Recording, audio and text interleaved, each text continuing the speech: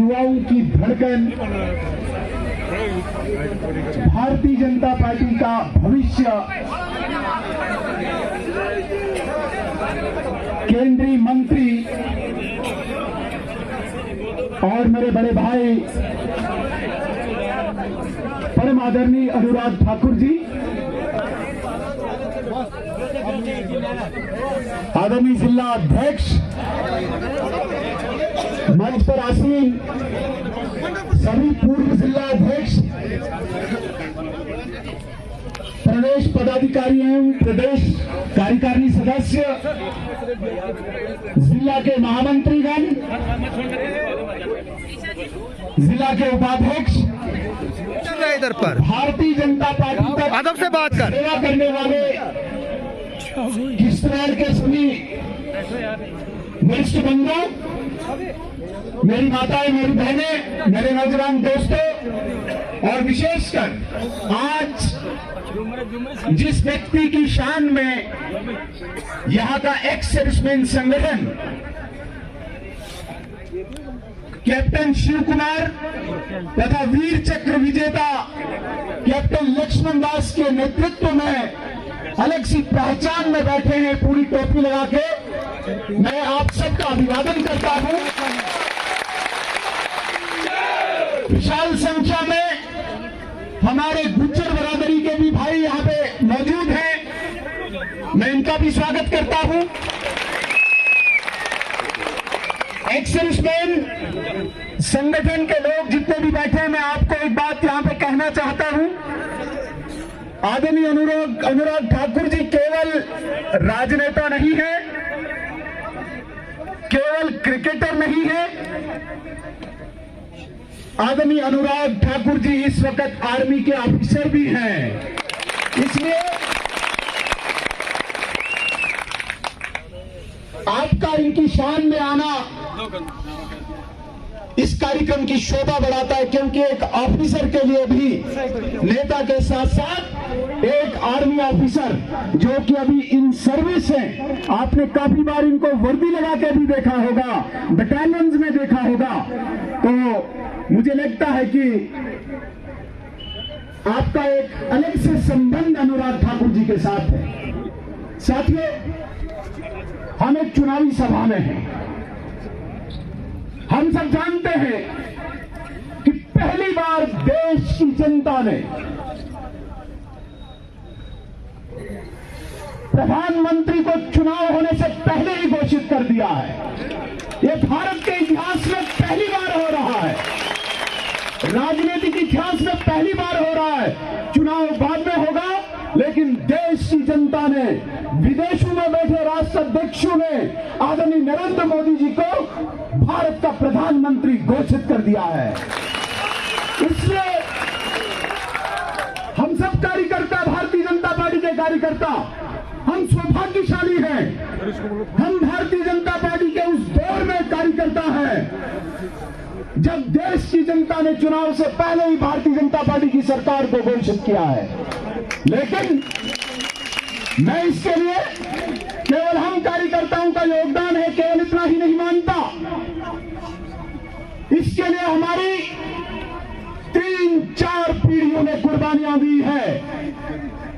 इसके लिए हमें यहां पे जितने बुजुर्ग चेहरे बैठे हैं, इन्होंने संघर्ष में अपनी सारी जवानी दी है, और आज हम इस जगह पे पहुंचे हैं कि देश की जनता चुनाव से पहले ही सरकार और प्रधानमंत्री घोषित कर रही है। बहुत बड़ी कुर्बानियां हैं।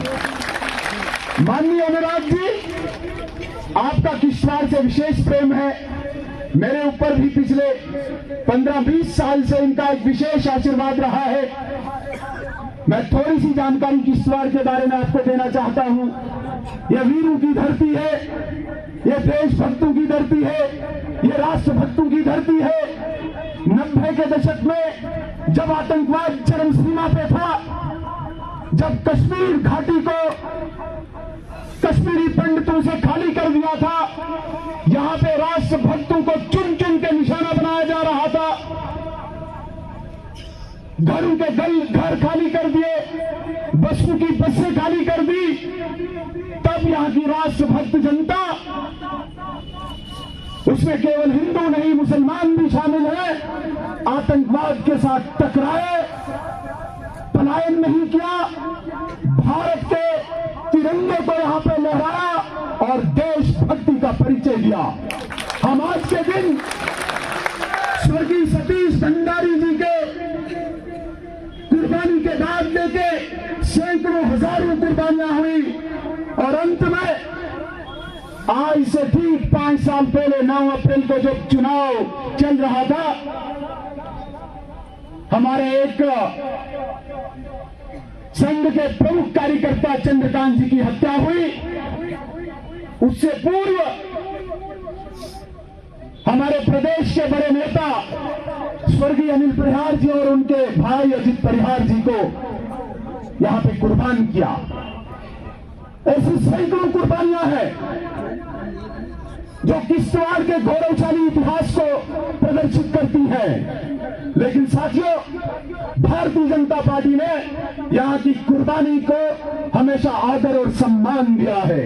चाहे स्वर्गीय अटल बिहारी वाजपेयी जी हो, नरेंद्र मोदी जी हो या अन्य भारतीय जनता पार्टी के नेता हो, हमेशा किश्तवाड़ की राष्ट्रभक्त जनता के पीछे एक पहाड़ की तरह खड़े रहे हैं। फिर जाके आज यहां पे ये फूल, ये गुलदस्ता सुसज्जित हुआ है।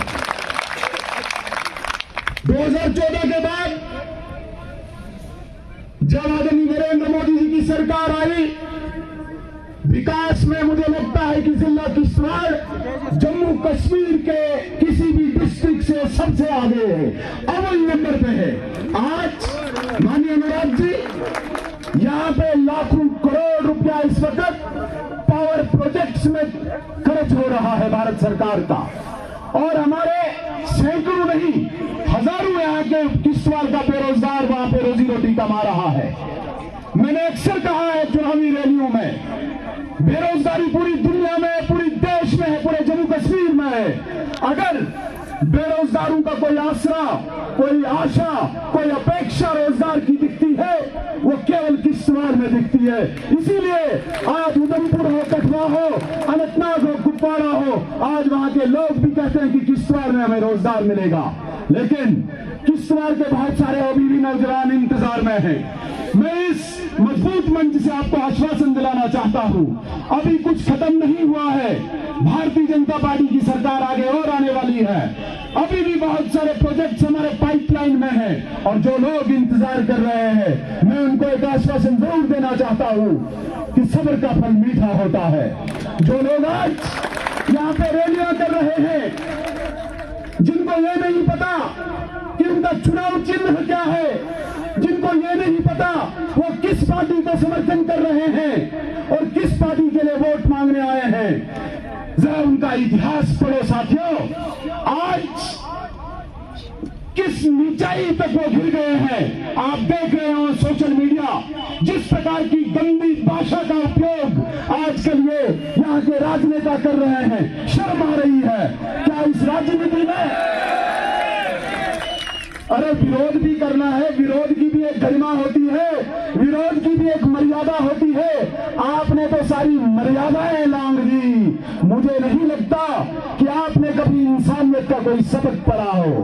अगर आपकी ये भाषा किश्तवाड़ के आम जनमानस को शर्मिंदा कर रहा है बाहर जाने के लिए, तो आप क्या समझते हो आपको लोग वोट देंगे?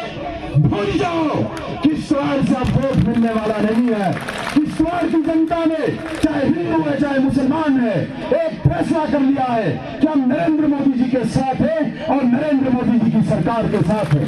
मैंने अक्सर कहा है कि ये चुनाव नरेंद्र मोदी जी का है। ये चुनाव छोटा चुनाव नहीं है, पंच सरपंच का नहीं है, बीडीसी डीडीसी का नहीं है, विधायक का नहीं है। ये चुनाव देश के फैसलों का चुनाव है। ये चुनाव मोदी जी का चुनाव है, देश की सुरक्षा का चुनाव है, देश की सीमाओं का चुनाव है, देश के गरीबों का चुनाव है, देश की माताओं का चुनाव है, देश के मजदूरों का चुनाव है, देश के दिव्यांगों का चुनाव है। साथियों, ये कोई आम खाम चुनाव नहीं है। जिस तरह से पूरी दुनिया के देश पैसे लगा के, ताकत लगा के नरेंद्र मोदी जी को रोकना चाहते हैं, दूसरी तरफ देश की गरीब जनता, देश की माताएं बहनें, देश के नौजवान, देश के किसान, देश की सैनिक एक पहाड़ की तरह नरेंद्र मोदी जी के पीछे खड़े हैं। क्यों? क्योंकि हमने 2029 में 2029 में भारत को सबसे बड़ी सैन्य शक्ति बनाना है।